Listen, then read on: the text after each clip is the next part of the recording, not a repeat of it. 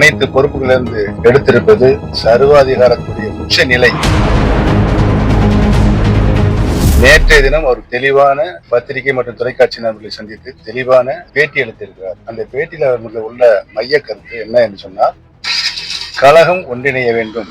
அதைத்தான் சொல்லியிருக்கிறார். வேறு எந்த மாறுபட்ட கருத்தும் சொல்லவில்லை, யார் மீதும் குற்றச்சாட்டு சொல்லவில்லை. கழகம் ஒன்றிணைய வேண்டும் என்று சொன்னதற்காக இவ்வளவு பெரிய கொடுஞ்செயலை தண்டனையை தர வேண்டுமா என்பதுதான் இன்றைக்கு தமிழகத்தில் இருக்கின்ற மக்கள் அனைவரும் கேட்டுக்கொண்டிருக்கிறார். கழகம் பிரிந்ததிலிருந்து 2-3 அணிகளாக பிரிந்ததிலிருந்து தொடர் தோல்விகளை 11 தேர்தலில், நாடாளுமன்ற தேர்தல், சட்டமன்ற தேர்தல், உள்ளாட்சி, ஊரக உள்ளாட்சி தேர்தல், அனைத்து தேர்தலிலும் தோல்வியை சந்தித்திருக்கிறது. இந்த தோல்வி அனைத்து இந்திய அன்னார முன்னேற்ற கழகத்துக்கு தேவைதானா என்பதுதான் மக்களுடைய எண்ணப்பாடாக, கேள்வியாக இருக்கிறது. இதிலிருந்து விடுபட வேண்டும் என்று சொன்னால் கழகம் இணைய வேண்டும் என்ற ஒரே கருத்து தான் அனைத்து இந்திய அன்னார முன்னேற்ற கழகத்தில் இருக்கின்ற 1.5 கோடி தொண்டர்களின் மனதில் இருக்கிற பொதுமக்கள், தலைவர் மீதும் அம்மா மீதும் கழகத்தின் மீதும் பாசம் பற்று கொண்டிருக்கின்ற பொதுமக்கள் அவருடைய மனிதம் இருக்கிறது. இவையெல்லாம் புறந்தள்ளிவிட்டு அவரை அனைத்து பொறுப்புகளிலிருந்து எடுத்திருப்பது சர்வாதிகாரத்தினுடைய உச்ச நிலை என்பதை மட்டும் நான் தெரிவித்துக் கொள்ள கடமைப்பட்டிருக்கிறேன்.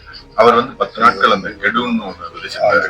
கழகத்துல பிரிந்தவர்களை ஒன்றிணைக்கணும் அப்படின்னு சொல்லி. அப்போ அந்த ஒன்றிணைக்காத பட்சத்தில் நாங்களே அந்த ஒருங்கிணைப்பு பணியை தொடர்வோம் அப்படின்னு சொல்லியிருக்காரு.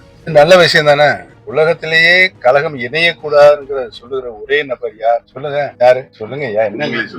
நீங்களே சொன்னாதான் நல்லா இருக்கு. இன்னைக்கு அனைத்து இந்திய அண்ணா திராவிட முன்னேற்ற கழகத்துடைய அடிப்படை தொண்டருடைய அபய குரலாக இருக்கிறது. கழகம் ஒன்றிணைய வேண்டும், கழகம் ஒன்றிணைய வேண்டும். அதற்காக ஒருத்தர் கழகத்தினுடைய 9 முறை சட்டமன்ற உறுப்பினர், தலைமை நிலைய செயலாளர், கழக அமைப்பு செயலாளர், மாண்புமிகு அமைச்சர், இத்தனை பொறுப்புகளும் வைத்தவரை 10 நாள் அவகாசம் கொடுத்திருக்கிறார். ஏன் கொடுத்தார்? கருத்து வேற்றுமை இருப்பவரெல்லாம் சிந்தித்து செயல்பட வேண்டும், கழகம் ஒன்றிணைய வேண்டும். இதை யாருமே தவறு என்று சொல்லவில்லையே. அப்ப சர்வாதிகாரத்தின் உச்சநிலையை சென்றிருந்தால் அது மக்கள் சரியான பாடம் புகட்டுவார்கள் என்றுதான்